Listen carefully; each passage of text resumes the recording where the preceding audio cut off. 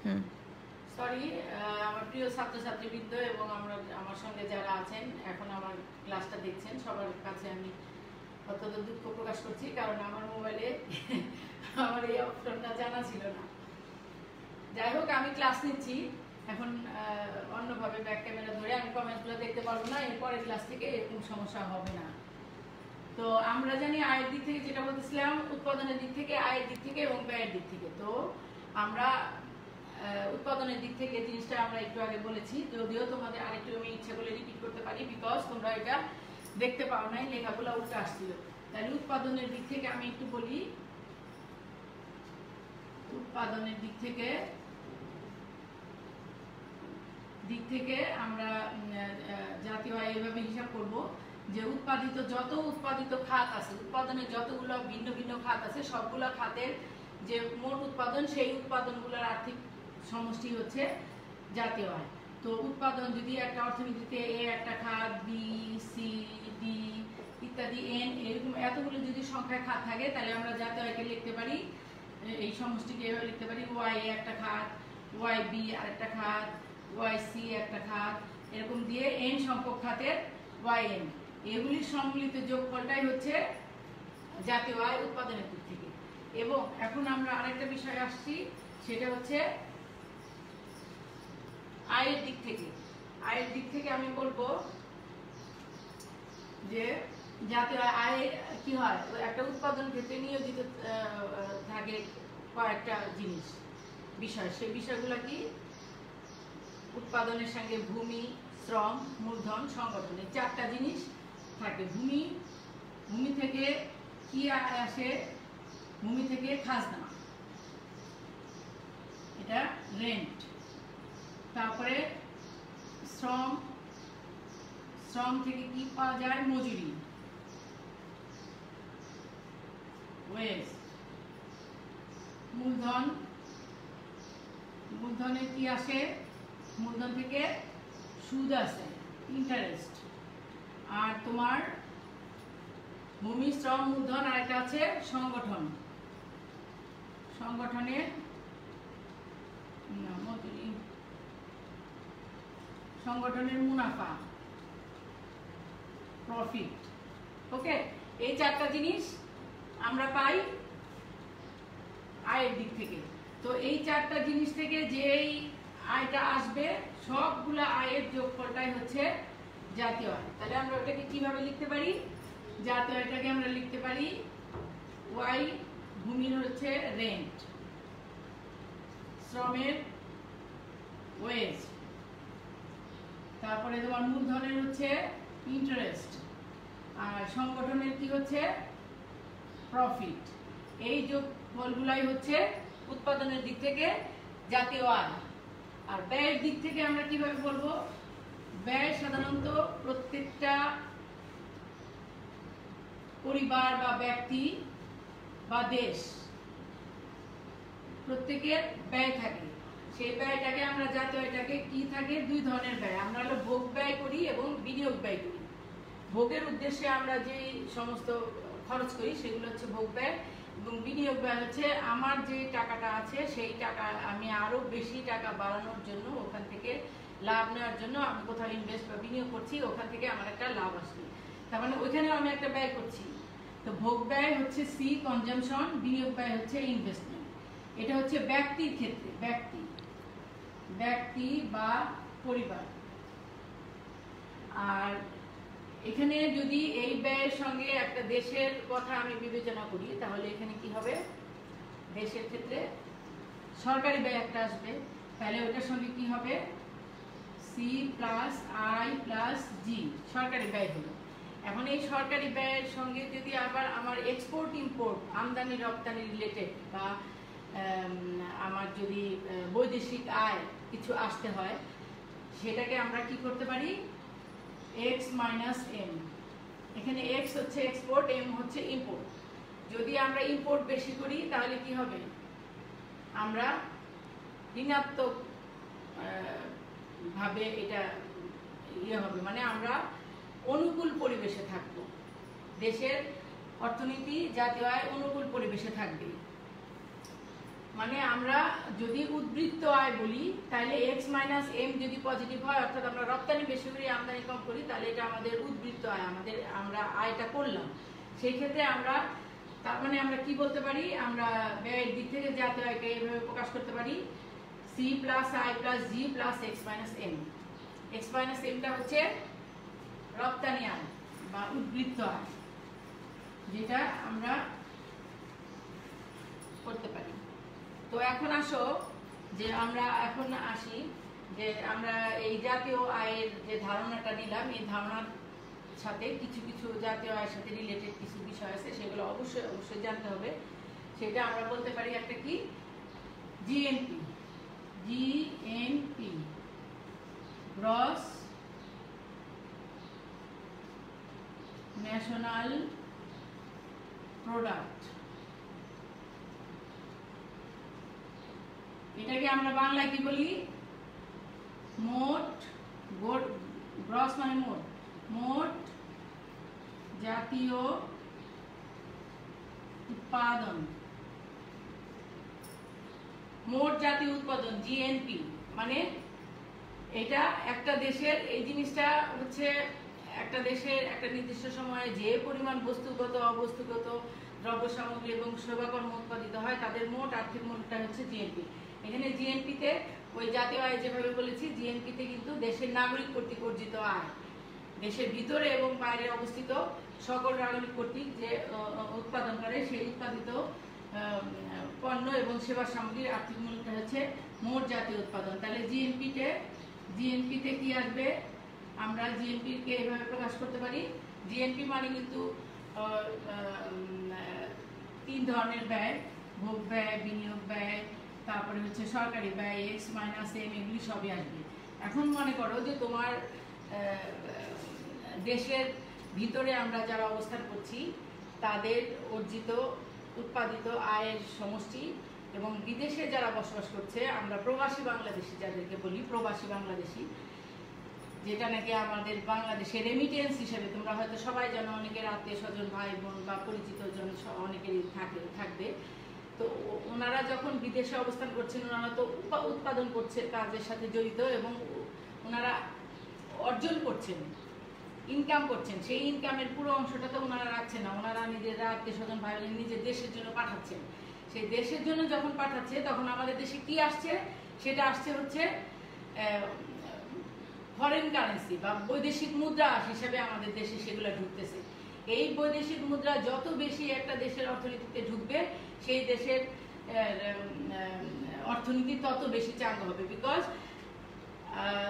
তোমরা হয়তো জানো বা কেউ কেউ জানো না যে বাংলাদেশ ব্যাংকের রিজার্ভের পরিমাণ ততই বৃদ্ধি পাবে যত বৈদেশিক পরিমাণ বাংলাদেশের ভিতরে ঢুকবে, সেটা এক্সপোর্টের মাধ্যমে আসুক আর প্রবাসী বাংলাদেশিদের মাধ্যমে আসুক। কিন্তু কোনো বিদেশি নাগরিক যদি কোনো কারণে তাদের কোনো টাকা বাংলাদেশে পাঠানোর দরকার হয়, তারা পাঠালো, সেটা আমাদের এই জিএনপির মধ্যে আসবে না। অর্থাৎ জিএনপিতে শুধুমাত্র আমরা দেশের নাগরিকদের অর্জিত উৎপাদনটাকেই হিসাব করব। এবার তাহলে তোমরা বুঝতে পেরেছো এটা জিএনপি সম্পর্কে একটা আমি ধারণা দিলাম তোমাদেরকে। এখন আসো জিডিপি। আমি একটু করে সংক্ষেপে লিখি, মোট দেশজ উৎপাদন, এটা হলো ডোমেস্টিক প্রোডাক্ট।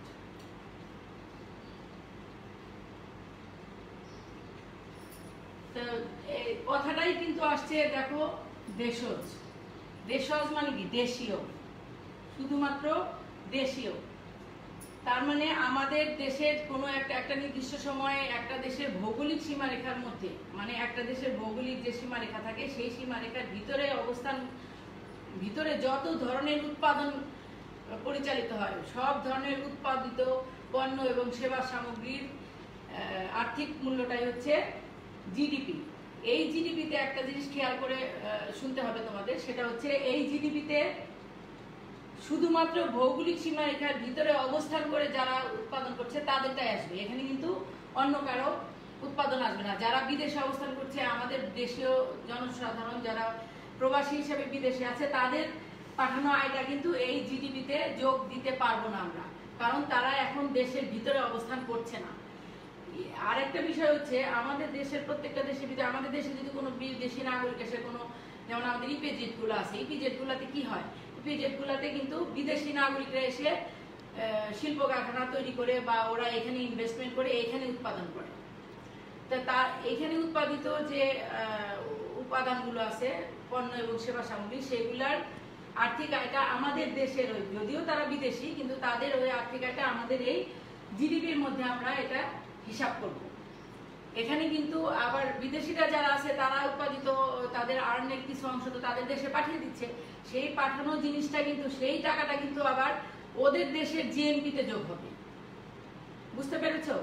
আমাদের দেশের প্রবাসী বাংলাদেশিরা যখন পাঠায় তখন আমাদের দেশের জিএনপিতে যোগ হয়, আর আমাদের দেশে অবস্থিত বিদেশি নাগরিকরা যখন বিদেশে টাকা পাঠাচ্ছে, তাদের নিজস্ব দেশে টাকা পাঠাচ্ছে, তাদের দেশের জিএনপিতে যোগ হবে।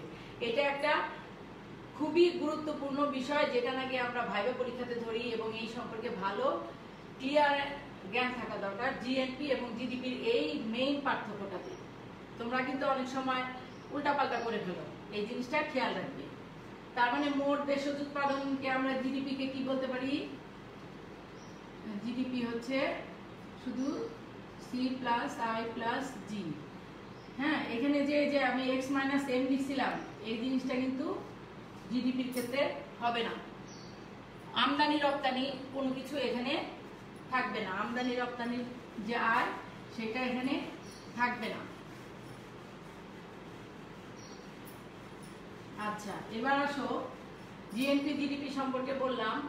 এখন জিএনপির সাথে এনএনপি একটা কথা কনসেপ্ট আসে। আমি প্রথমে তোমাদের বলেছিলাম জিএনপি, এটার সাথে এনএনপি একটা টার্ম চলে আসে। এনএনপি হচ্ছে net national product. Net national product, চিন্তা করো যে নিট কথাটা, নিট ন্যাশনাল প্রোডাক্ট মানে বাংলায় লিখি নিট জাতীয় উৎপাদন। এখন দেখো নিট জাতীয় উৎপাদন, এটা ছিল জিএনপি, এটা হচ্ছে এনএনপি। এখন জিএনপি এনএনপিটা হচ্ছে এই যে জিএনপিটা জাতীয় আয় যেটা আসতেছে, এনএনপিটা হচ্ছে ওই একটা নির্দিষ্ট সময়ে তুমি যে উৎপাদিত কার্যক্রম, আমাদের বিভিন্ন উৎপাদন খাতের যে উৎপাদনগুলো হচ্ছে সেইগুলা খাতের ওগুলার জন্য আমাদের দালান কোঠা ব্যবহার হচ্ছে, আমাদের মূলধনির সামগ্রী ব্যবহার হচ্ছে, কলকারখানা ব্যবহার হচ্ছে। এই কলকারখানাগুলো ব্যবহার করতে করতে কিন্তু এগুলিকে মেনটেন করতে হয়, এগুলির যত্ন নিতে হয়। এগুলা যত্ন নিতে গিয়ে এগুলাকে সচল রাখার জন্য কিন্তু ভালো খরচ করতে হয়। এই খরচগুলা, এবং অনেক সময় দেখা যায় যে অনেক বছর ব্যবহার করতে করতে একটা কলকারখানার একটা মেশিনারি নষ্ট হয়ে গেল, তখন সেটাকে ফেলে দিতে হয়। তো এই যে ক্ষতিগুলা হচ্ছে, এই ক্ষতিগুলাকে আমরা কি বলবো? ক্যাপিটাল কনজাম্পশন অ্যালাউন্স আমি বলি, সিসিএ। এটা হচ্ছে ক্যাপিটাল কনজাম্পশন অ্যালাউন্স। হ্যাঁ, এটাকে এই ক্যাপিটাল কনজাম্পশন অ্যালাউন্সটাকেই তোমার এই এনএনপি মানে হচ্ছে নিট জাতীয় উৎপাদন, মানে হচ্ছে আমি তোমাকে এটা লিখে দিয়েছি, এটা মুসলাম। এনএনপিটা হচ্ছে তার মানে কি? এনএনপি হচ্ছে এই জিএনপি থেকে এই সিসিএ ক্যাপিটাল কনজাম্পশন অ্যালাউন্স, বাংলায় বলে মূলধনের ক্ষয়ক্ষতিজনিত খরচ বা ব্যয়, এই জিনিসটা বাদ দিলে এনএনপি পাই আমরা। খেয়াল করো, জিএনপি থেকে সিসিএটা বাদ দিলে, ক্যাপিটাল কনজাম্পশন অ্যালাউন্সটা বাদ দিলেই আমরা এনএনপি পেয়ে যাচ্ছি। ঠিক আছে, আবার এখন আসো জিএনপির সাথে এনএনপি রিলেটেড। এখন আবার আমি তারপরে তোমাদের কি পড়ালাম? জিডিপি। এখানেও এটার সাথে এনডিপি আর একটা কনসেপ্ট শিখতে হয়। তাহলে এনডিপিটা কি হচ্ছে? ওই এনডিপি কে আমরা লিখবো ওই একই জিনিস, যে মূলধনের ক্ষয়ক্ষতিজনিত যে খরচ হয় সেটা জিএনপির হিসাবের সময় বাদ দিতে হয়, জাতীয় হিসাবের সময় জিএনপি থেকে বাদ দিয়ে নিতে হয়। আর যখন তুমি এনডিপি করবা তখন জিডিপি থেকে বাদ দিয়ে নিতে হবে সিসিএটা। কারণ তুমি দেশের ভিতরে খরচ করো, বাইরে খরচ করো, যেখানেই করো, যেখানে উৎপাদন করো, সব জায়গায় একটা এই ধরনের খরচ থেকে যায়, মূলধনের ক্ষয়ক্ষতিজনিত খরচ থেকে যায়। এই খরচটাকে বাদ দিলে এনডিপিটা পাবো আমরা। জিডিপি থেকে মূলধনের ক্ষয়ক্ষতিজনিত খরচ বাদ দিলে আমরা এনডিপি পেয়ে যাচ্ছি। এনডিপি হচ্ছে তোমার নেট ডোমেস্টিক প্রোডাক্ট, মানে হচ্ছে নেট অভ্যন্তরীণ। এটা ডোমেস্টিক মানেই অভ্যন্তরীণ উৎপাদন, ঠিক আছে? তার মানে আমরা কি পেলাম? জিডিপি থেকে মূলধনের ক্ষয়ক্ষতিজনিত খরচ বাদ দিলে এনডিপি পাওয়া যায়। এখন আসো জিএনপি এবং যেহেতু আমি আলোচনা করে নিয়েছি জিএনপি এবং জিডিপি, এর মধ্যে আলোচনা করেছি, তোমরা একটু খেয়াল করো যে এদের মধ্যে পার্থক্য আসে। এই জাতীয় আয় চ্যাপ্টারটা এমন একটা অধ্যায়, এই অধ্যায় থেকে এমন কোনো বছর নাই, এমন কোনো প্রশ্ন নাই যেখানে মিনিমাম দুইটা কোশ্চেন থাকবে, যে জাতীয় আয় রিলেটেড মিনিমাম 2টা কোশ্চেন থাকে। তো 2টা না থাকলে তো একটা তো একদম চোখ বন্ধ করে, এতে কোনো সন্দেহ নেই। এই জন্য তোমরা এই জাতীয় চ্যাপ্টারটা একটু বড় এবং বোঝার বিষয় আছে, জাতীয় চ্যাপ্টারটা থেকে ভালো করে এটা শিখতে হবে, এটা পড়তে হবে। এইটা জাতীয় চ্যাপ্টারটা তুমি পড়তে পারলেই তোমার 2টা কোশ্চেনের আনসার তুমি কনফার্ম সুন্দর করে আনসার করতে পারবে। এখন জিএনপি এবং জিডিপির মধ্যে তাহলে আমরা পার্থক্যটা, সংজ্ঞাগত একটা পার্থক্য আছে। জিডিপিটা হচ্ছে দেশের অভ্যন্তরীণ যে উৎপাদন বা পণ্য এবং সেবা, সেগুলোর আর্থিক মূল্য। আর জিএপিটা হচ্ছে দেশের ভিতর এবং বাইরে দেশীয় নাগরিক কর্তৃক উৎপাদিত যত আয় আছে, পণ্য এবং সেবা সামগ্রী উৎপাদিত হবে, তাদের সমস্ত কিছুর আর্থিক মূল্যটাই জিএনপি হিসাবে আমরা গণনা করব।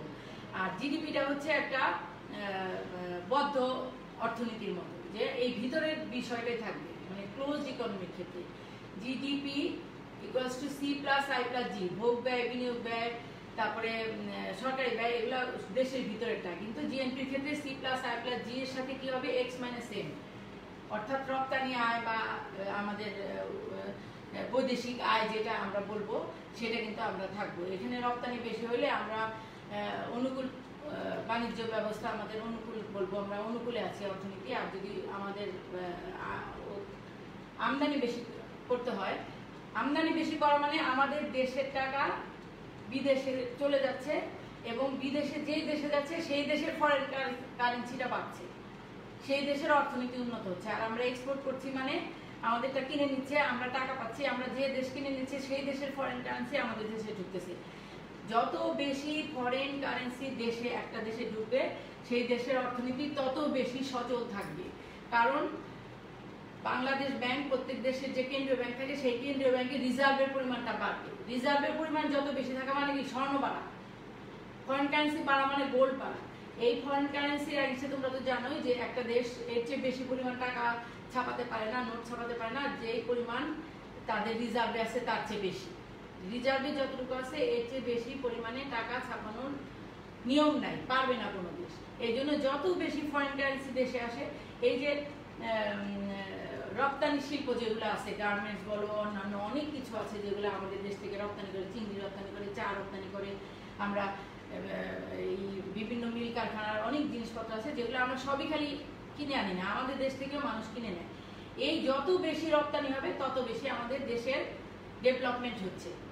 এই জন্যই কিন্তু একটা জিনিস আমি তোমাদেরকে বলি, এই প্রসঙ্গে আমার মনে পড়ে গেল, যে এই জন্যই কিন্তু এই যে গার্মেন্টস ফ্যাক্টরি, এই গার্মেন্টস ফ্যাক্টরি নিয়ে অনেক ধরনের কথাবার্তা হচ্ছে। আমি গার্মেন্টস ফ্যাক্টরির পক্ষে বা বিপক্ষে কথা বলছি না, আমি দেশের পক্ষে কথা বলছি। এই গার্মেন্টস ফ্যাক্টরি আমাদের মাননীয় প্রধানমন্ত্রী বা আমাদের গভর্নমেন্ট কেন খুলে দিলেন এই জন্যই যে একটা দেশের অর্থনীতির অচল হয়ে যাবে। আর আরেকটা বিষয় আমাদের খুব বেশি খেয়াল রাখতে হবে, আমরা যদি বেশি দিন বন্ধ রাখি, যারা বায়াররা আছে, যারা উৎপাদন করছে, আমাদের মাধ্যমে উৎপাদন করে নিচ্ছে, তারা কিন্তু আমাদের আশেপাশে অনেক দেশ আছে যারা এই সুযোগটা নেবে। তারা পট করে বলবে আমাদের দাও, আমরা উৎপাদন করে দিই। এখন বাংলাদেশের অবস্থা ভালো না, তারা কবে না কবে কি করবে। পট করে যদি বাংলাদেশের এক্সপোর্টগুলা, গার্মেন্টস ফ্যাক্টরিগুলা অন্য দেশে চলে যায়, আর বাংলাদেশ উঠতে পারবে না, এটা সম্ভব না। কারণ রেমিটেন্স এবং রপ্তানি আয়ের মাধ্যমেই হচ্ছে একটা দেশ সবচাইতে, আমাদের বাংলাদেশের সবচাইতে বেশি এখন রপ্তানি আয়ের মাধ্যমে জাতীয় আয়ের বেশিরভাগ অংশ 70% মতো আসতেছে রপ্তানি আয় থেকে। তারপর রেমিটেন্স থেকে প্রচুর আসে, কিন্তু রেমিটেন্সের অবস্থাও তো এখন খারাপ, কারণ এখন সারা বিশ্বের অবস্থা খারাপ। সারা বিশ্বে আমাদের বিভিন্ন দেশে যে সমস্ত প্রবাসী বাংলাদেশিরা রয়ে গেছে, তারা প্রত্যেকে কেউ কাজ করতে পারছে না, আমরা আমাদের দেশে কাজ করতে পারছি না। তার মানে তারা টাকা পাঠাতে পারছে না। অনেক প্রবাসী বাংলাদেশি, 1 লক্ষের উপরে প্রবাসী বাংলাদেশি আমাদের দেশে চলে এসছে। এই সমস্ত নানান দিক থেকে চিন্তা করে নিয়ে রেমিটেন্স আসতেছে না। গভর্নমেন্টের টাকা থাকবে কোথায়? টাকা তো পেতে হবে।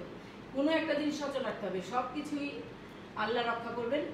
সবাই যদি আমরা নিয়ম মেনে চলি, আমাদের অর্থনৈতিক চাকা আমাদের সচল থাকুক, আমাদের মিল কারখানা চলুক, আমরা সেই কামনা করব এবং ওইভাবে সচেতনতার সাথে আমরা কোভিড-19কে মোকাবেলা করার জন্য আমরা সাহস রাখব। তার মানে কি হচ্ছে, রপ্তানি আয়টা অনেক বেশি ইম্পর্টেন্ট। ঠিক আছে, এটা তোমরা একদম মাথার মধ্যে সেট করে ফেলো। রপ্তানি আয় না থাকলে শুধুমাত্র একটা দেশের এই ট্যাক্স অমুক তমুক অভ্যন্তরীণ আয় থেকে কতটুকু আসবে, এটা ইম্পসিবল। ঠিক আছে, আমি অন্য প্রসঙ্গে একটু কথা বলে ফেলেছি। তারপরে এটাও আমার মনে হয় সবার জানা দরকার আছে, তোমাদেরও জানা দরকার আছে। তোমরা ইকোনমিক্সের স্টুডেন্ট, আর তোমরা ম্যাক্রো ইকোনমিক্স পড়তেছো এখন। তোমরা ম্যাক্রো ইকোনমিক্সে জাতীয় আয় পড়তে গেলে এই ধারণাগুলো তোমার থাকতেই হবে। এখন আসো, এই যে আমি এখন কোনটা বললাম, মোট দেশজ উৎপাদন বললাম, এটা বললাম। আচ্ছা, একটা জিনিস আছে, জিএনপি আমরা যে আলোচনা করেছি, একটা আছে বাস্তব জিএনপি, একটা হচ্ছে পটেনশিয়াল জিএনপি। বাস্তব, বাস্তব মানে হচ্ছে প্র্যাকটিক্যাল, অ্যাকচুয়াল জিএনপি। ঠিক আছে, জিএনপি। আরেকটা বিষয় হচ্ছে সম্ভাব্য বা পটেনশিয়াল জিএনপি। তোমরা অনেক সময় ইংলিশটা রিকল করতে পারো না, এই জন্য বাংলা লিখতে হচ্ছে। তবে দুইটা জিনিসই জানা থাকা ভালো। তো বাস্তব জিএনপিটা কি হচ্ছে, একটা নির্দিষ্ট সময় একটা দেশে যে পরিমাণ, যে বিভিন্ন খাতে যে উৎপাদিত হচ্ছে, সেই উৎপাদনের উপকরণগুলোকে কাজে লাগিয়ে যে পরিমাণ পণ্য এবং সেবা সামগ্রী উৎপাদিত হচ্ছে, তার আর্থিক যে পরিমাণটা, সেটা হচ্ছে অ্যাকচুয়াল জিএনপি। মানে বাস্তবে যেটা হচ্ছে সেটা হচ্ছে অ্যাকচুয়াল। আর পটেনশিয়ালটা কি হচ্ছে, ওই একই জিনিস অর্থনীতির ওই অবস্থাতে আছে, কিন্তু অত্যন্ত গুরুত্বের সাথে, অত্যন্ত দক্ষতার সাথে উৎপাদনের সমস্ত উপকরণ নিয়োজিত করে যে পরিমাণ জিএনপি আমরা প্রত্যাশা করতে পারি, আশা করতে পারি যে এই পরিমাণ হবে আমাদের, এইভাবে আমরা প্রত্যেকটা দক্ষতার সাথে ব্যবহার করছি, সেই জিএনপিটা যেটা আসবে সেটা হচ্ছে পটেনশিয়াল জিএনপি। পটেনশিয়াল জিএনপিটা এবং অ্যাকচুয়াল জিএনপিটা জানাটা আমাদের জাতীয় আয় অধ্যায়ের বা জাতীয় আয় আমরা বুঝতে গেলে, আমাদের জানতে গেলে আমাদের এই দুইটা জিনিস জানতে হবে। এই জন্য যে এখানে এই দুইটার কারণে একটা বাস্তব জিএনপি যেটা হচ্ছে সেটা হয়তো একরকম, পটেনশিয়াল জিএনপি আর এক রকম। এই দুই জিনিসটার মধ্যে কম বেশি হলে অর্থনীতির নাড়াচাড়া দিবে, কখনো উত্থান হবে অর্থনীতির, কখনো পতন হবে। সেটা কিভাবে, সেটা এই দুইটার মাধ্যমে আমরা একটা জিনিস এখানে আলোচনা করব, সেটা হচ্ছে জিএনপি গ্যাপ। বাংলায় বলে জিএনপি ব্যবধান, জিএনপি গ্যাপ। আর এটা তুমি বাংলায় বলতে পারো জিএনপি ব্যবধান। এখন এই ব্যবধান মানে কি, এটা তো তোমরা এমনি বুঝতে পারো, পার্থক্য। ঠিক আছে, জিএনপি গ্যাপ মানে হচ্ছে পার্থক্য। এখন এই পার্থক্যটা কি, জিএনপি গ্যাপটা হচ্ছে এই যে আমি অ্যাকচুয়াল জিএনপি এবং পটেনশিয়াল জিএনপি নিয়ে কথা বললাম, এই দুইটার মধ্যে যে পার্থক্যটা থাকবে সেটাই হচ্ছে জিএনপি গ্যাপ।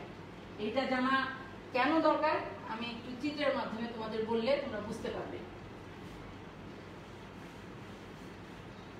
আমি একটা চিত্র এঁকে দিচ্ছি, তারপরে তোমাদের আমি বলছি, বোঝাচ্ছি।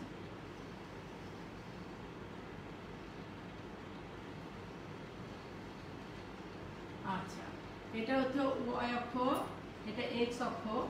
আমরা এক্স অক্ষে এখানে সময় পরিমাপ করব, টাইম। আর এইদিকে হচ্ছে অ্যাকচুয়াল জিএনপি, ওয়াই অক্ষে অ্যাকচুয়াল জিএনপি আর পটেনশিয়াল জিএনপি। পটেনশিয়াল জিএনপি পরিমাপ করব আমরা ওয়াই অক্ষে, ঠিক আছে? বুঝতে পেরেছো? এই ওএক্স অক্ষে আমরা সময় পরিমাপ করছি, আর এদিকে অ্যাকচুয়াল আর পটেনশিয়াল জিএনপি। এটা একটা রেখা, ধরো এটা রেখাটার নাম দিয়ে দেই এম এন রেখা, এম এন। এটা হচ্ছে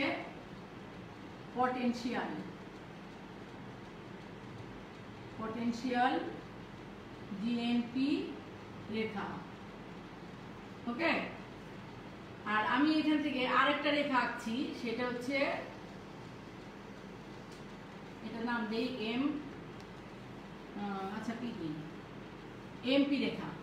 এখানে দেখো তোমরা দুইটা জায়গায় পটেনশিয়াল জিএনপি রেখা এবং অ্যাকচুয়াল জিএনপি রেখা, এটা অ্যাকচুয়াল জিএনপি কার্ভ। আচ্ছা দেখো দুইটা বিন্দুতে দুইটা জায়গায় এই দুইটা রেখা সেট করেছে। একটা হচ্ছে এই বিন্দু, এটার নাম এইচ, আর এটা ধরো আরেকটা বিন্দু এইচ, আর বা কে সামথিং দিলেই হয়। আচ্ছা আমরা দিলাম না। এখন দেখো আমি একটু এঁকে নেই, তারপরে বলছি।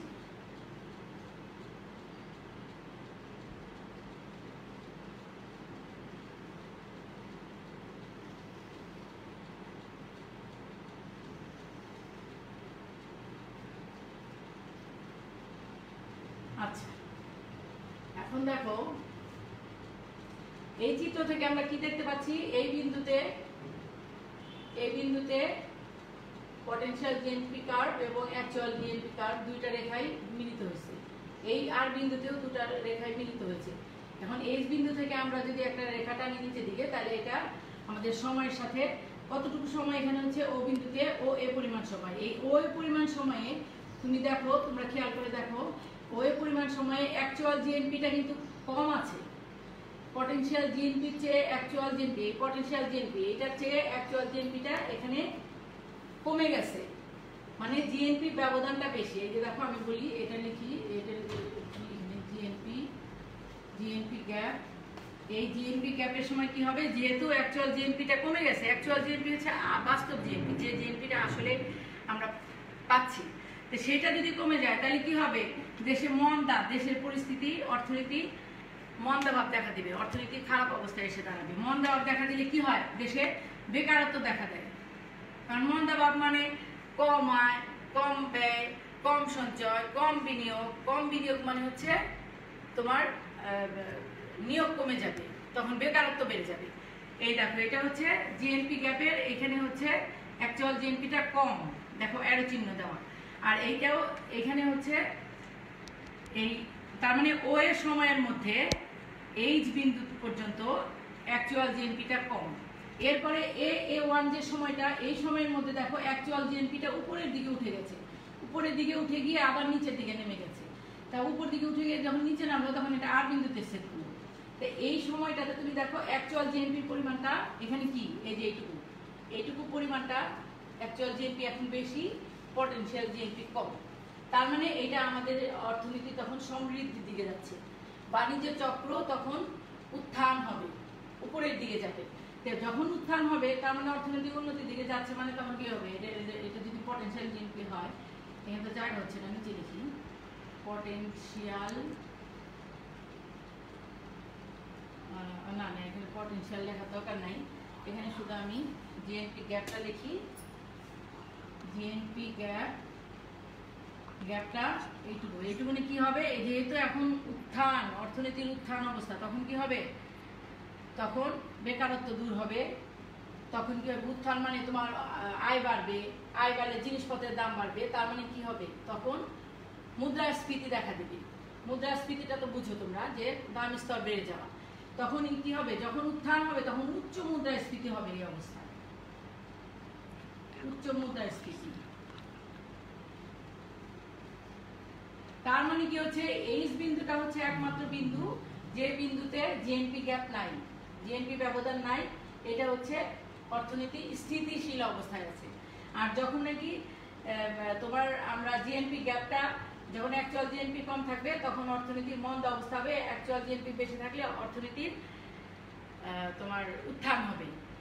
তার মানে যখন তোমার জিএনপি গ্যাপটা কম হবে তখন হবে হচ্ছে আমাদের জন্য ক্ষতিকর, আর জিএনপি গ্যাপটা বেশি হলে সেটা আমাদের অর্থনীতির জন্য ভালো। তো একটা জিনিস ধরো, তোমাকে আমি, এটা তো চিত্র, জায়গাও নাই, তো একটা দেশে ধরো যে এক সময়ে অ্যাকচুয়াল জিএনপি ধরো পটেনশিয়াল জিএনপি হলো একটা যে কোনো অর্থ বছরে 10,000 কোটি টাকা, হ্যাঁ, আর ওই সময় অ্যাকচুয়াল জিএনপি হলো 4,000 কোটি টাকা। তাহলে কি হলো, পার্থক্যটা কত হলো? 6,000 কোটি টাকা। ঠিক আছে, এই 6,000 কোটি টাকাটা হলো জিএনপি গ্যাপ। তার মানে আমরা জাতীয় আয় পরিমাপ করতে গেলে, একটা দেশের অর্থনীতি নিয়ে চিন্তা ভাবনা করতে গেলে আমাদের এই জিনিসগুলো জানতে হবে, জিএনপি, অ্যাকচুয়াল জিএনপি এবং পটেনশিয়াল জিএনপিটা কি, এবং জিএনপি গ্যাপটা কি, এই গ্যাপটার কারণে কি হচ্ছে, গ্যাপটার বৃদ্ধি এবং হ্রাসের কারণে দেশের অর্থনীতি উন্নত এবং অবনত হচ্ছে। ঠিক আছে, আচ্ছা গেল এখানে। আর একটা জিনিস আমরা এখানে দেখবো, সেটা হচ্ছে, এখন তোমরা বুঝতে পেরেছো কিনা, কমেন্টস আসতেছে ঠিক মতো? ঠিক আছে, ওকে। তো ওরা এখন লেখা উল্টাপাল্টা হচ্ছে না, বুঝতে পারছি, এরকম কমেন্টস আসতেছে। আচ্ছা, ওকে। তো থ্যাংক ইউ, তোমরা ভালো মতো আমাকে ওয়াচ করছো, আমারটা ভালো মতো শোনো। তারপরে যদি তোমাদের কোনো সমস্যা হয় আমাকে আমার মেসেঞ্জারে আমাকে জানাতে পারো, বা কোনো কিছু বোঝার দরকার থাকলে আমাকে বলতে পারো, এটা কোনো সমস্যা হবে না। আচ্ছা, আরেকটা জিনিস, আমরা যে অর্থনীতি বলি, এই যে জিএনপি নিয়ে আলোচনা করছি, এই যে আমরা শুনি যে প্রবৃদ্ধির হার, প্রবৃদ্ধি গত বছরের তুলনায় প্রবৃদ্ধির হার এত হয়েছে, আগামী বছর প্রবৃদ্ধির হার বাড়বে, আমরা ধরে নিই বাজেট ঘোষণার সময় প্রবৃদ্ধি নিয়ে আলোচনা করে। এই প্রবৃদ্ধিটা কি? প্রবৃদ্ধিটা হচ্ছে যে একটা দেশের জাতীয় আয়ের বৃদ্ধি, খেয়াল করবা, যদি আগের বছরের তুলনায় পরের বছরের জাতীয় আয় বেশি হয় তাহলে প্রবৃদ্ধির হার বাড়ছে, আর যদি আগের বছরের তুলনায় বর্তমান বছরে জাতীয় আয় কমে যায় তাহলে আমাদের প্রবৃদ্ধির হার কমে যাবে। প্রবৃদ্ধির হার কমে যাওয়া মানে একটা দেশের অর্থনীতি মেরুদণ্ড দুর্বল হয়ে যাওয়া। আমরা তার মানে কি, প্রবৃদ্ধির হার, জাতীয় জিএনপি প্রবৃদ্ধির হার আমরা এইভাবে লিখতে পারি, জিএনপি প্রবৃদ্ধির হার,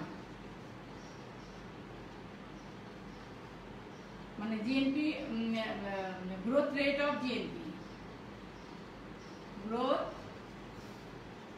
রেট অফ। আমার ক্লাসটা একটু হয়তো 1 ঘন্টার চেয়ে বেশি হয়ে যেতে পারে, কারণ মাঝখানে আমার একটু ডিস্টার্ব দিচ্ছিল লাইভে, আমার ক্যামেরাটার কারণে আমি বুঝতে পারিনি, এই জন্য হয়তো 5-10 মিনিট বেশি লাগতে পারে। আচ্ছা, গ্রোথ রেট অফ প্রবৃদ্ধি আমি কি বলছি, এটা হচ্ছে, এটাকে আমি যদি গ্রোথ রেট অফ প্রবৃদ্ধি, তো আমি যদি এটাকে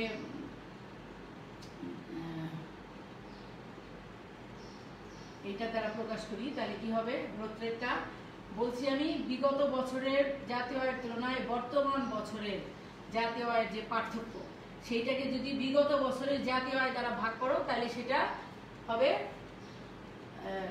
গ্রোথ রেট অফ জিএনপি। ওকে, বিগত বছরের জিএনপি ধরো আমরা ধরতে পারি ওয়াই, আমরা যদি বর্তমান বছরকে ধরি আমরা এইভাবে লিখে নিয়ে আনি, y1 minus y0 divided by y0।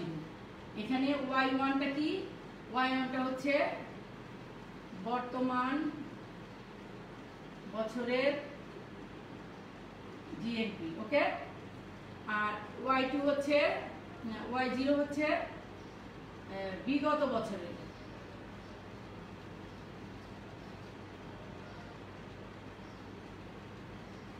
ঠিক আছে, তাহলে মানে কি হচ্ছে, দেখো তোমরা, বিগত বছরের জিএনপি।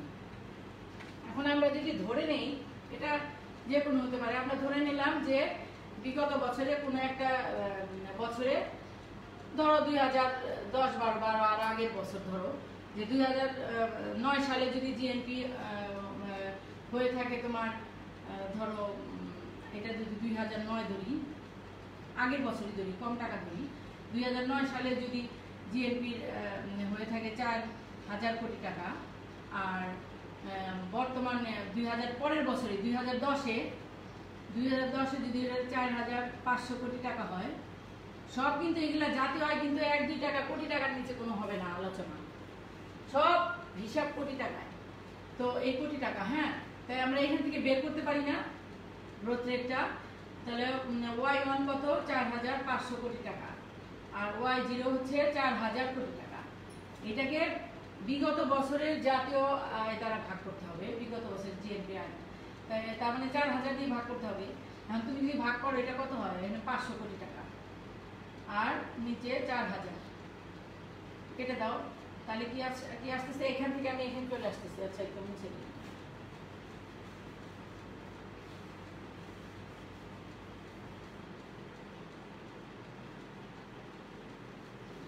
ঠিক আছে,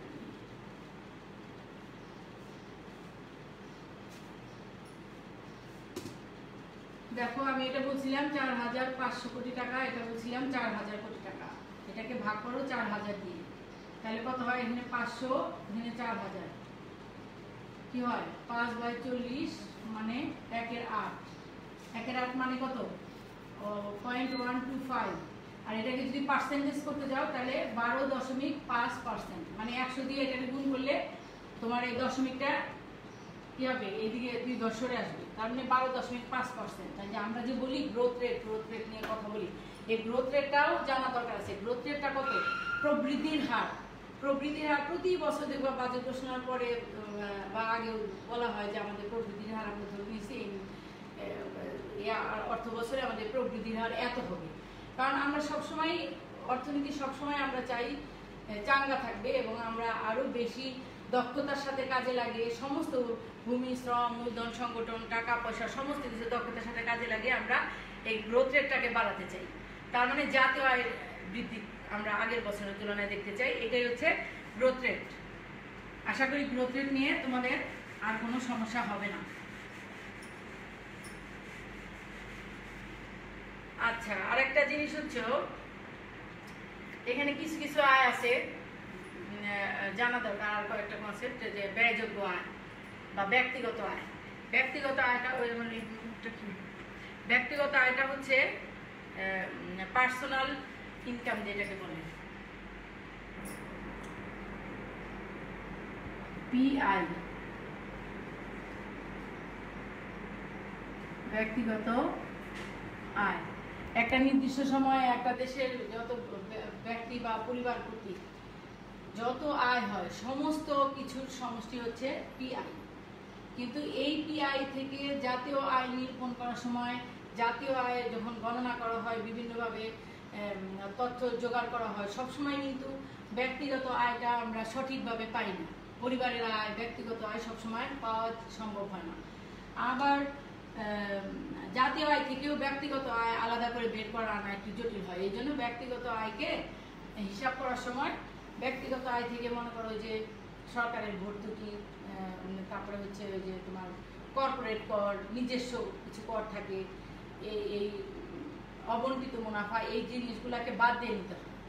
এগুলোকে বাদ দিয়ে নিয়ে ব্যক্তিগত আয় পাওয়া যায়। আর আরেকটা জিনিস হচ্ছে ব্যবহারযোগ্য আয়, ডিআই, ব্যবহারযোগ্য আয়। এটা কি, এই ব্যক্তিগত আয়, যে আমার একটা ব্যক্তিগত আয় থাকে, এই ব্যক্তিগত আয়ের কি আমরা পুরোটাই ভোগ করতে পারি?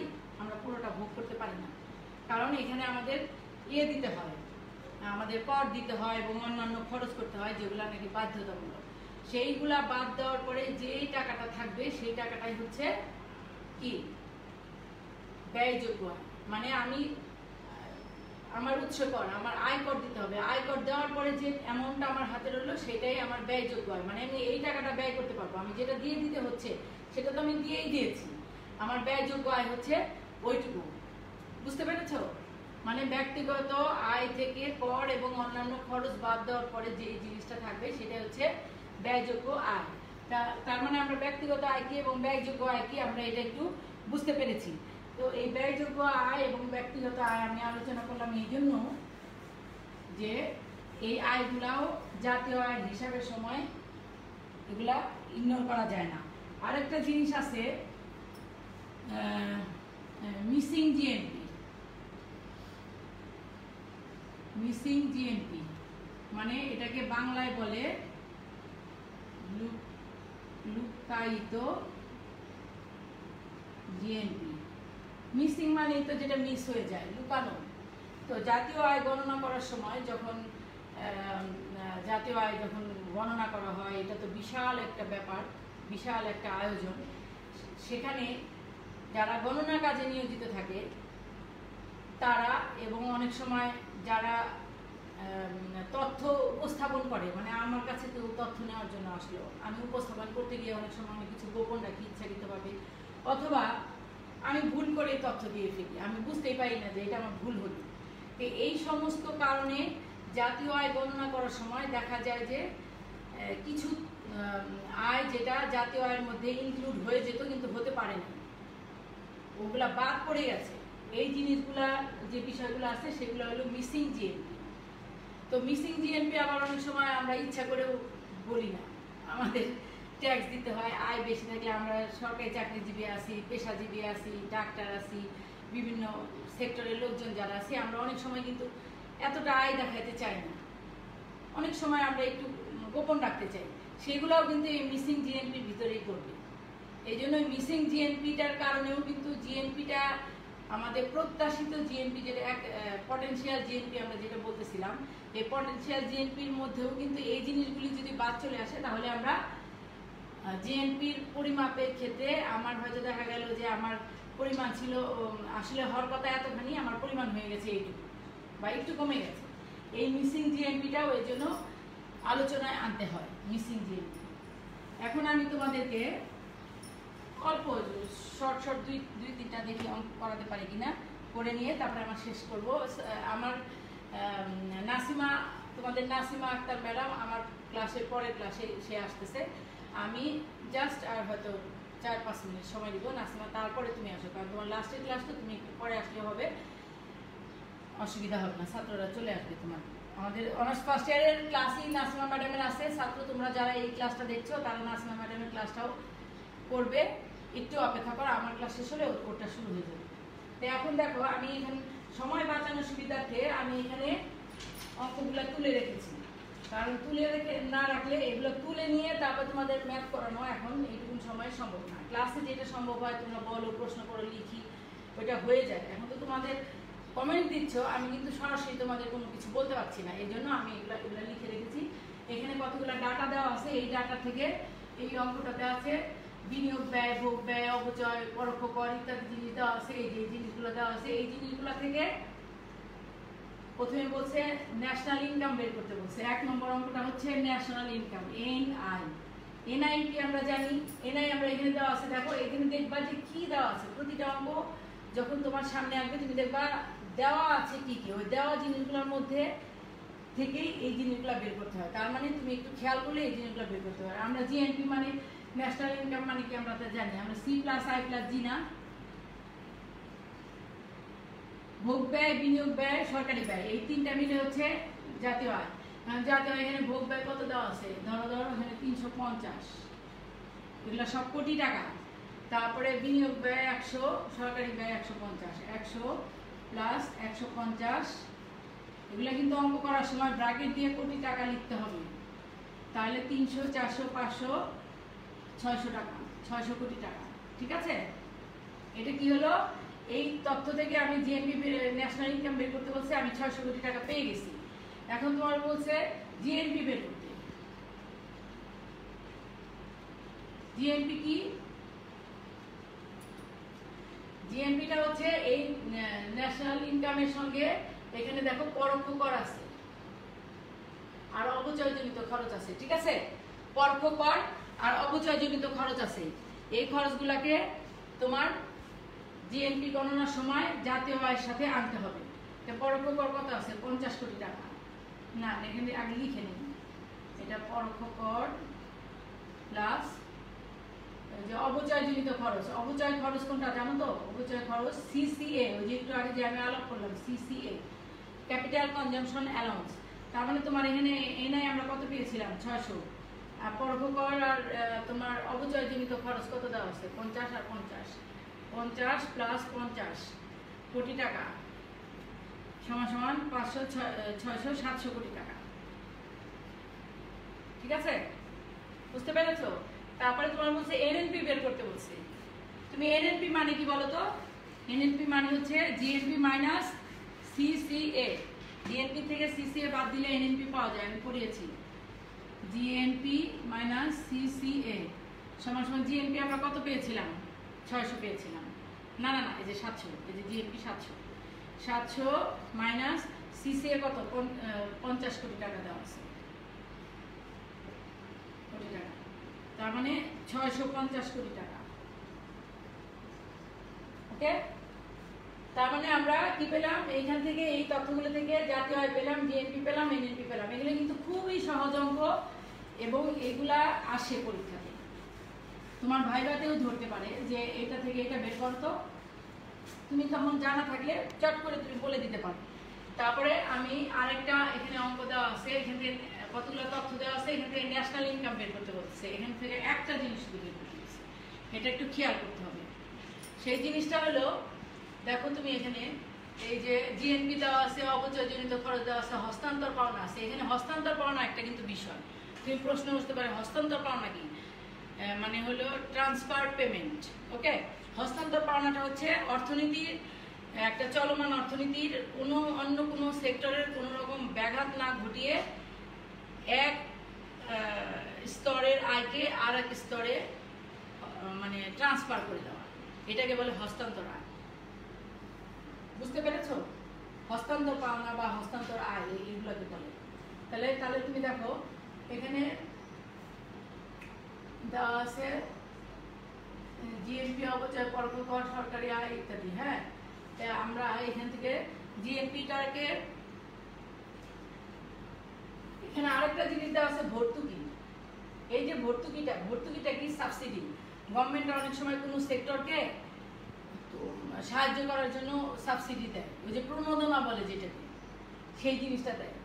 এই যে এবার এই কোভিড-19 কারণে বিভিন্ন ব্যবসায়ীদেরকে বাংলাদেশ সরকার যে জিনিসগুলা দিচ্ছে, এগুলাই হচ্ছে ভর্তুকি, প্রণোদনা। হয়তো এটা এক সময় নিয়ে যাবে, একটা সুযোগ সুবিধা এখন দেওয়া হচ্ছে, পরে এটা ধীরে ধীরে সবাই পরিশোধ করে দেবে।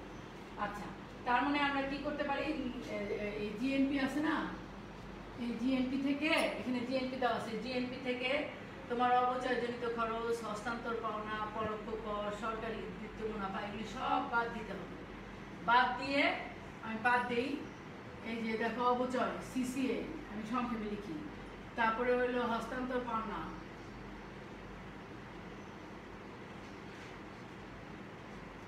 এটা থেকে আবারও বাদ দিতে হবে তোমার উদ্বৃত্ত, সরকারি উদ্বৃত্ত মুনাফা, এগুলো বাদ দিতে হবে। এই তিনটা জিনিস, 1 2 3 4, হস্তান্তর পাওনা, পরোক্ষ কর বাদ দিতে হবে।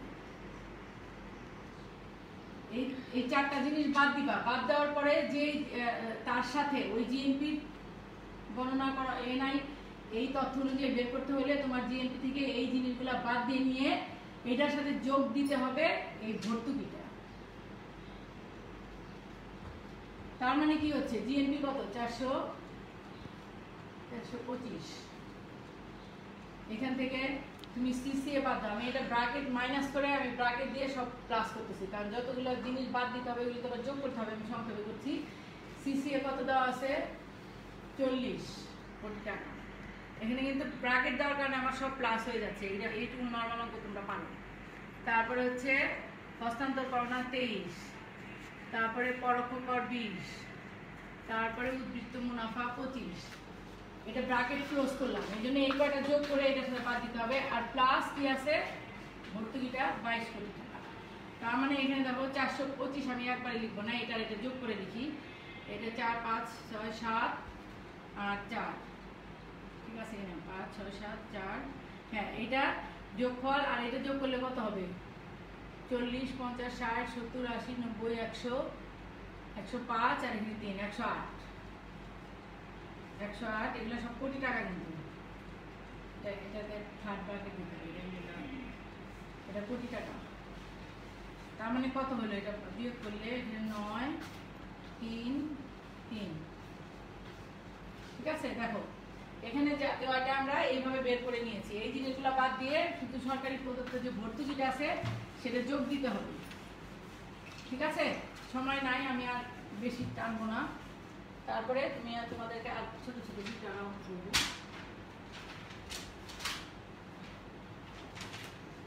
এখানে এই যে একটা শক দেওয়া আছে দেখো, এই যে শকটা, এই শক থেকে জিডিপি বের করতে বলছে, এনএনপি বের করতেছে, নিট রপ্তানি আয়, যেটা এক্সপোর্ট ইম্পোর্ট নিয়ে যেটা কথা বলতেছিলাম, তিনটা জিনিস বের করতে বলছে। এক নম্বর হলো জিডিপি, জিডিপি বের করতে বলছে। জিডিপি মানে কি? ভোগ ব্যয়, বিনিয়োগ ব্যয়, সরকারি ব্যয় দেওয়া আছে দেখো সব, সি প্লাস আই প্লাস জি, কত? 850, 300, 200, 850, 300, 200 কোটি টাকা। 8, 9, 10, 11, 12, 13, 1350 কোটি টাকা। খুব তাড়াতাড়ি লিখতেছি, লেখাটা বুঝে নিও। আর তারপরে এটা জিএনপি পেয়ে গেছি আমরা, জিডিপি পেয়ে গেছি। ওকে, জিডিপি মানে কিন্তু c plus I plus g. আর নিট জাতীয় উৎপাদন এনএনপি চেয়েছে, এই যে 2 নম্বর অঙ্ক হচ্ছে এনএনপি। আমরা কি জানি? এনএনপি সমান সমান কি জানি? GNP minus CCA. তাহলে তুমি জিএনপি মাইনাস সিসিএ, জিএনপি কত পেয়েছি? 1350 কোটি টাকা। না না সরি, এখানে জিডিপি পেয়েছি, ওটা এখানে জিএনপিটা দেওয়া আছে, জিএনপিটা দেওয়া আছে, সেটা কত?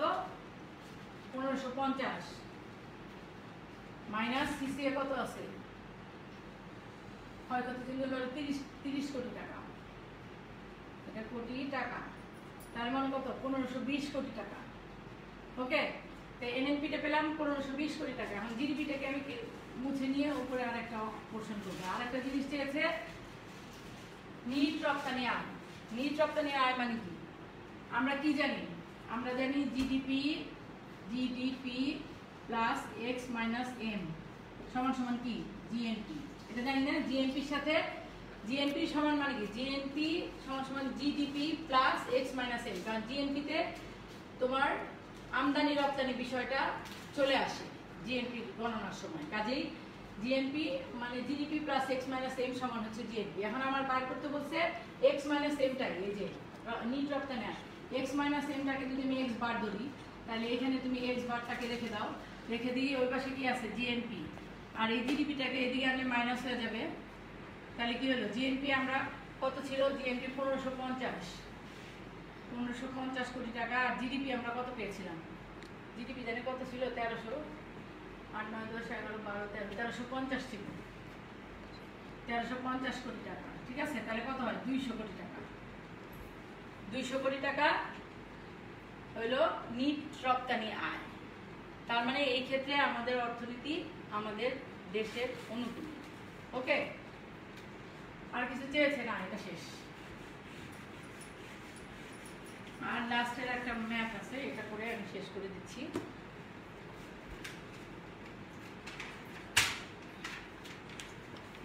সেটা দেখো, এখানে কতগুলা তথ্য দেওয়া আছে। এখান থেকে তোমার নিট, জাতীয় উৎপাদন, জাতীয় আয়, ব্যক্তিগত আয়, ব্যয়যোগ্য আয় বের করতে হবে। বুঝতে পেরেছো? ব্যক্তিগত আয়, ব্যয়যোগ্য আয়, এই জন্যই আমি তোমাদেরকে আলাপ করেছি। সেটা হলো প্রথমে বের করব নিট জাতীয় উৎপাদন, এনএনপি। এনএনপি এক নম্বরটা, এনএনপি কি? GNP minus CCA. জিএনপি কি দেওয়া আছে? হ্যাঁ, জিএনপি দেওয়া আছে 5000 কোটি টাকা। 5000 মাইনাস সিসিএ কত আছে? অবচয় ব্যয় 1000 কোটি টাকা। কোটি টাকা। ওকে, তাহলে আমরা এখানে কত পেলাম? 4000 কোটি টাকা। এনএনপি পেয়েছি 4000 কোটি টাকা। এখন জাতীয় আয় দেখো, 2 নম্বরে জাতীয় আয় বের করতে হবে। জাতীয় আয় বের করতে হলে আমরা কি করব? এনএনপি থেকে আমরা এই এখানে কি কি দেওয়া আছে? ব্যক্তিগত প্রত্যক্ষ কর, প্রত্যক্ষ কর হবে না, পরোক্ষ কর, হস্তান্তর কর না, এগুলো তো অন্য জায়গায় যাবে। পরোক্ষ কর যেটা আছে দেখো, এনএনপি থেকে পরোক্ষ কর মানে কি? Indirect tax. তো ইনডাইরেক্ট ট্যাক্সটা বাদ দিলেই, এনএনপি থেকে ইনডাইরেক্ট ট্যাক্সটা বাদ দিলেই পরোক্ষ কর, টিআই, ইনডাইরেক্ট ট্যাক্স। এনএনপি কত বেড়েছিল? 4000 মাইনাস পরোক্ষ কর কত দেওয়া আছে? 600 কোটি টাকা। তার মানে কত হলো? 3600 গেলে 3000, হ্যাঁ 400 কোটি টাকা। ঠিক আছে, আমরা এনআই কত পেয়েছি? 3400 কোটি টাকা। এনএনপি পেয়েছি 4000 কোটি টাকা। এখন দেখো এখানে বলছে পিআই মানে কি, তোমাদের একটু আলোচনা করেছি আমি, পিআই পার্সোনাল ইনকাম যেটা। পিআই থেকেও যে আমি বলেছিলাম, পিআই থেকে কিছু কিছু জিনিস বাদ দিতে হয়, পার্সোনাল ইনকাম থেকে আবার কিছু কিছু জিনিস অ্যাড করতে হয়। তো পিআই থেকে যখন তুমি ইয়ে করবা, তাহলে তুমি এনআই কত পেয়েছি, 3000,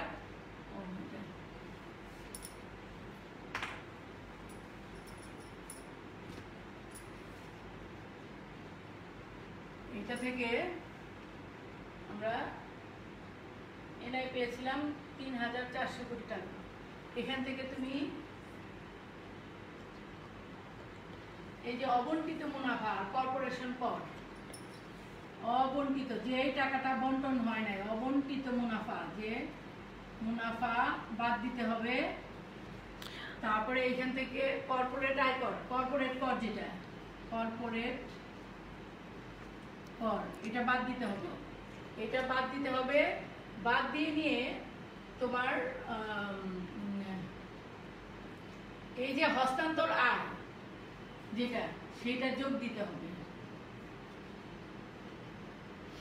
মানে ব্যক্তিগত আয় ক্ষেত্রে হিসাব করতে যে কিছু কিছু জিনিস প্লাস মাইনাস করতে হয়। অবন্টিত মুনাফা কত, আমি ব্র্যাকেটে নিয়ে একবারে শেষ করি, 2000। আমার 3টা পরীক্ষা। তারপরে হচ্ছে কর্পোরেট কর 500, এটার সাথে যোগ দিব কত, হস্তান্তর আয় 400, এগুলো সব কোটি টাকা। ঠিক আছে, তাহলে 3400 আর 400 কত হয়, 3800 টাকা, 3800 কোটি। আর এখানে হলো 2500, 2500, তো কত হয় এখানে, 3800, 2500, 0, 0, 3, 1, 1300 কোটি টাকা। এটা হলো পার্সোনাল ইনকাম, পিআই বের করলাম আমরা। ঠিক আছে, আরেকটা জিনিস আছে যে লাস্ট, সেটা হচ্ছে ডিআই, ব্যয়যোগ্য আয়, ডিসপোজেবল ইনকাম। ডিসপোজেবল ইনকাম হলো পার্সোনাল ইনকাম থেকে তুমি যে ট্যাক্স দাও, সেই ট্যাক্সটা বাদ দিলে ডিসপোজেবল ইনকাম পাওয়া যাবে।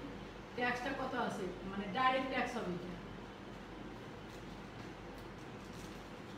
এই যে ব্যক্তিগত প্রত্যক্ষ করে যে ডাইরেক্ট ট্যাক্স, যেটা ডাইরেক্ট ট্যাক্স। তার মানে আমরা পিআই কত পেয়েছিলাম, 1300 মাইনাস এটা কত, প্রত্যক্ষ কর 500, মানে 800 কোটি টাকা। তার মানে আমরা আমাদের জাতীয় আয়ের যে ম্যাথগুলো আসবে, সেগুলো একটা কতগুলো তথ্য ইনফরমেশন দেওয়া থাকবে, অনেকগুলো দেওয়া সরাসরি পাওয়া যাবে না, একটা বের করে নিয়ে আর একটা বের করে নিতে হবে। এইভাবে তোমরা অঙ্কগুলো বাসায় করে করে নিজেরা প্র্যাকটিস করবে। আর যদি তোমরা এই একটা অলস সময় কাটিয়ে দাও, এই সময় কিন্তু জীবনের সময় অনেক মূল্যবান, এই মূল্যবান সময় আর ফিরে পাওয়া সম্ভব হবে না। এই টাইমটা কিন্তু তুমি আর কখনোই পাবে না, কখনোই না। আল্লাহ না করুক এই ধরনের মহামারী সারা বিশ্ব জুড়ে যেটা এখন হচ্ছে, আমরা যেটার মধ্যে অবস্থান করছি, সেই জিনিস থেকে, সেইটার কারণেই পুরা বিশ্বের অর্থনীতি স্থবিরের মতো অবস্থায় এসে দাঁড়িয়েছে। কাজে এই অবস্থায় তোমরা যদি স্থবির হয়ে যাও, তোমরা যদি লেখাপড়ায় মনোনিবেশ না করো, আজকে ক্লাসটা করলে তোমরা ক্লাস করতে যেয়ে তোমাদের কিন্তু পয়সা খরচ হয়, এটাও কিন্তু একটা খরচ। কাজে তোমরা এই জিনিসটাকে কাজে লাগিও। তোমরা সবাই যে যেখানে থাকো সুস্থ থাকো, ভালো থাকো, খুবই সাবধানে, নিরাপদ দূরত্ব, নিরাপদ সাবধানতা বজায় রেখে তোমরা চলো। আমরা সবাই ভালো থাকি, সুস্থ থাকি, সবাই ভালো থাকো।